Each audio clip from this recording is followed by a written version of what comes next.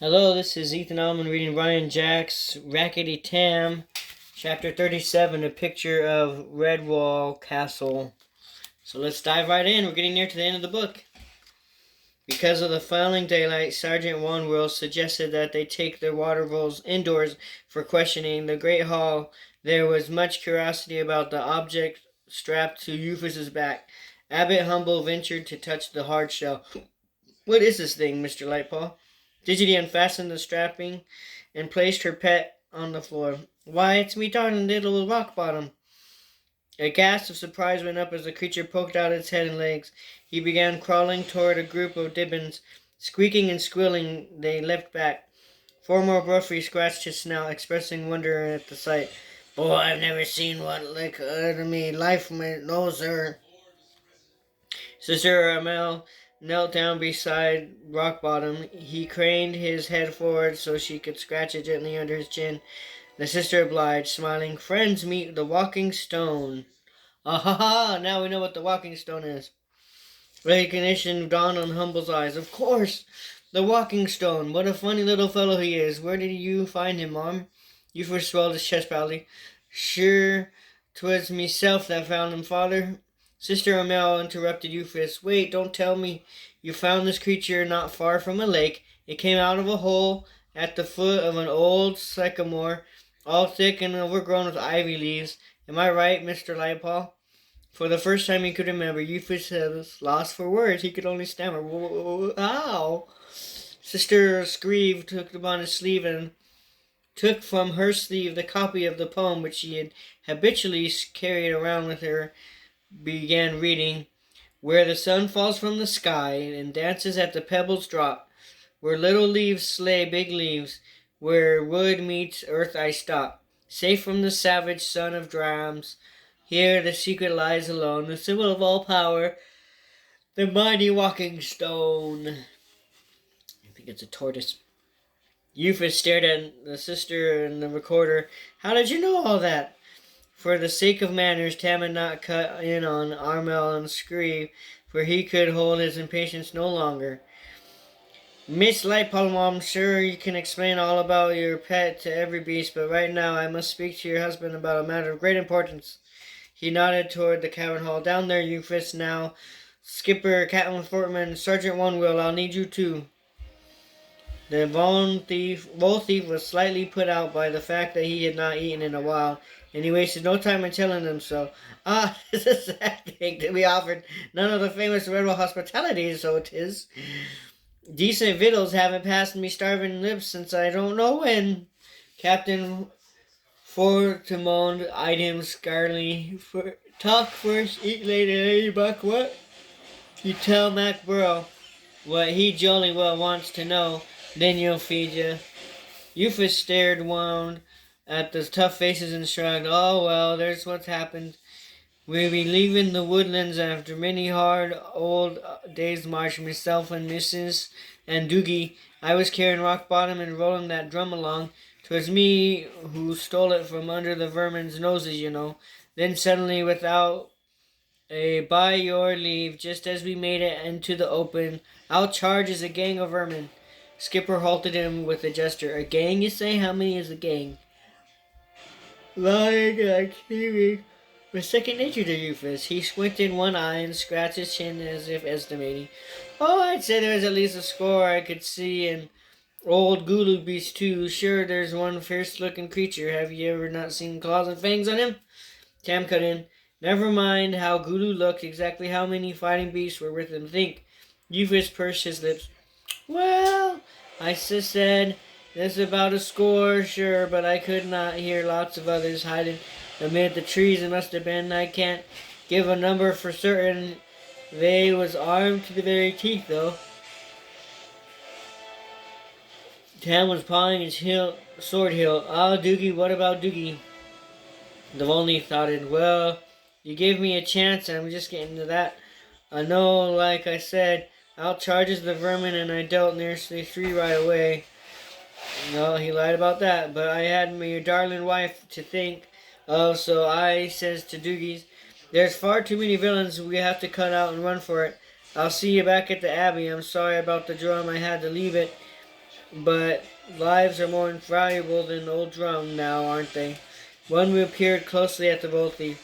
So you and your good lady wife ran for the Abbey, and what about came of Mr. Plum? Euphis grinned disarmedly. Oh, I wouldn't be fretting about Doogie, friend. No, there's a beast that can look after himself. You can rely on that. Tam's jaw tightened. We know that, but what became of him? The Volthief shrugged. Sure, we went one way, and my wife and I went the other. That's the last I saw of him, huh?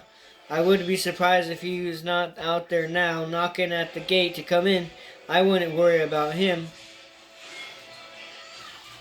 Tam began making for the door. I don't like it. Doogie could be in real trouble out there. Skipper reached the door ahead of Tam and blocked it. Now hold on, mate. Let's think a bit before we sells off and the sword's drawn. 'Tis dark out there now, and we don't know how the numbers are. You don't know their numbers. The borderer challenged Skipper. Doogie Plum has been my friend through thick and thin. I've got to go out and after there and help him. Captain Ferdinand placed himself alongside the Otter Chieftain. Listen to reason, old chap. It might be a trap. Tam shook his head. A trap? In what way? The Hare Captain explained. Gulu might be doing this to draw us out and leave Redwall undefended. Who knows? Perhaps Mr. Plum is hiding safe someplace. Just wait for a chance to make the dash for the Lincoln Abbey. The sergeant backed up Ferdinand's statement. Captain's right, sir, but the best thing we could do is mount a full guard on the walls and to wait at least till daylight, eh? Tam paced up and down, his paw gripping the hilt of Martin's sword. Then he gave in to the wisdom of his friends. Until daybreak, then, but only until then. I feel terrible leaving Doogie alone out there. I'll be watching from the south wall top if you need me. Euphis patted his shoulder. Oh, don't you go fretting yourself now, Doogie. I'll be fine, you'll see. The border warrior eyed him coldly. If anything has happened to my mate and you've been telling a pack of lies, you'll answer to me for it. The Hares along patrol together were able-bodied Redwallers turned out on the top of the wall tops to watch for any sign of Doogie. Even Turgan forgot his depression and came out for the attics to stand on the ramparts. Inside the Abbey, none of the Dibbons would go up to bed. They all wanted to stay up and play with their new-found friend, the Walking Stone. To keep the peace, Diggity agreed to sleep in the dormitory with Rockbottom. All the Dibbons trooped upstairs, following close behind the two. Diggity allowed Mismy and Perkle to carry the little tortoise between them. First, however, the Volwife laid out specific instructions. Go carefully now and don't drop him. Oh, don't feed him any more of those candy chestnuts. He'll get a tummy ache. The questions and inquiries came thick and fast at her. She answered each one of them in turn. Do Rockbottoms have baths, missus? Oh no, you drowned him by putting him in the bath. Why, I was a Rockbottom just come out of the shell of the nighty. Indeed he doesn't, and don't you try to take him out. Abbot Humboldt chuckled as he watched them disappearing around in a bend in the stairway. He turned to old brother Gordell, the gatekeeper, and sister Armel. Poor Miss Lightpaw. Imagine having to spend the night with our Dibbons. What do you say?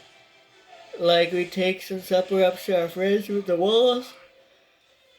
Burlap was in the kitchens. He wanted nothing more to do with the vermin since the day he had slain one in battle. With his help, some kitchen volunteers, they set about making some of the hot farls and stuffed in different fillings, some savory, others sweet. Burlap brought up some coronels from the cellars and heated them. This should keep the life within them. Sometimes the night can grow chilly up on those ramparts with the naught to say but stand about. Tam was leaning against the corner of the southwest battlement when Armel approached him with food. He had been peering out all night and did not hear her come. Startled, the border squirrel turned suddenly. The infirmer sister apologized. Sorry, Tam, I didn't mean to surprise you. Would you like some supper? He released his grasp on the sword hilt. I didn't hear you coming because I was concentrating in another direction out there. Alma placed the food in the battlement ledge. Still no sign of Mr. Plum. Tam shook his head. No, not yet, but I've got a feeling in my bones that he's not too far away. I'll wait and see. Alma indicated the supper. Then you can eat while you wait. Tam's eyes never left the woodland fringe. I don't feel like eating until I know Doogie's all right. The pretty young squirrel placed the tray firmly under Tam's nose. You must eat something, Mr. McBurrow. The stubborn look across the boarder's face. I've already said that I don't feel like eating until I know my friend's safe, Sister Amel. She spread her paws expressively.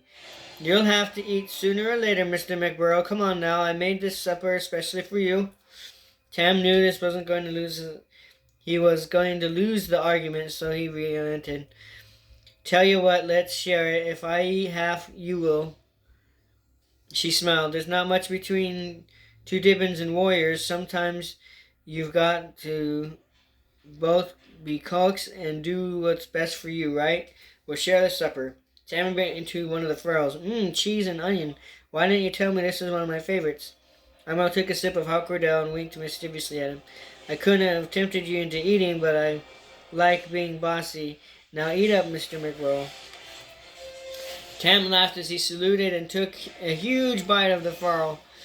Right you are, ma'am. Your wish is my command. Together they passed the night hours, eating, drinking, and talking. All along the walls, hares and redwalls were doing the same thing in a common bond of friendship. They kept watch in the darkening plain woodlands. Dawn's first mystic light stole out of the east, pale shades of misty pastels illuminating the sky as the first bird song thrilled softly over the stillness of Mossflower. Then the big drum boomed out, its echoes reverberating around the abbey and ramparts walls. Turgan, who has posted himself on the threshold of the main gate in the western wall, and shrilled in harshness, arose every creature. Yakar! The bird sees vermin yonder! Yakar! Tam's sword flashed forth in the dawnlight. He thundered along the walkway to the threshold with Armrel dashing behind him. Skipper and Sergeant Onewill bellowed out orders to the creatures on the wall tops. Hold the resistance there. Don't leave your post. Long patrol archers up in front with Captain Ferdinand. The rest of you stay put.